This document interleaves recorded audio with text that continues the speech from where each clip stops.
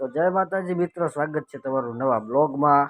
આજની સવાર પડી ગઈ સીધી ગૌશાળા અંદર અને જોયો ગૌશાળાનો નજારો।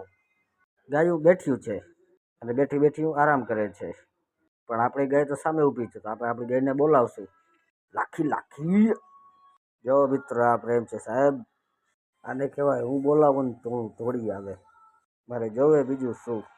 ગાય તો પહોંચી આવી, પછી આપણે જોઈ લીધી આ નાનકડી વાસળી। ગાયું તૈયાર છે ટીંબીએ જવા માટે, એકદમ તૈયાર છે મિત્રો ગાયો ટીંબીએ જવા માટે। બસ ગવારે કિસારો કરે એટલે બધી ગાયું બહાર આવી। ગાયું થઈ ગયું વાડામાંથી રવાની અને માથેથી નજર હતો કાંક આવો, જોવા પણ લાગે હા ને જબર લાગે હા। ગાયું જવા લાગી ટીંબી તરફ અને આપણે પણ જવાનું છે ટીંબીએ।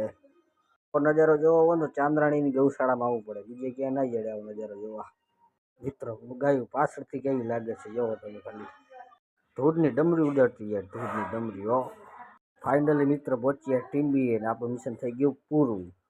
ટીંબીએથી જવા લાગે આપણે ઘરે। તો ભલે મિત્રો, આજનો બ્લોગ પૂરો, આજનો દિવસ પૂરો। આવવાના વિડીયોમાં લાઈક કરો, શેર કરો, સબસ્ક્રાઈબ કરો અને તમારા ભાઈને સપોર્ટ કરો। જય ગૌ માતા, જય ગોપાલ, જય શ્રી રામ।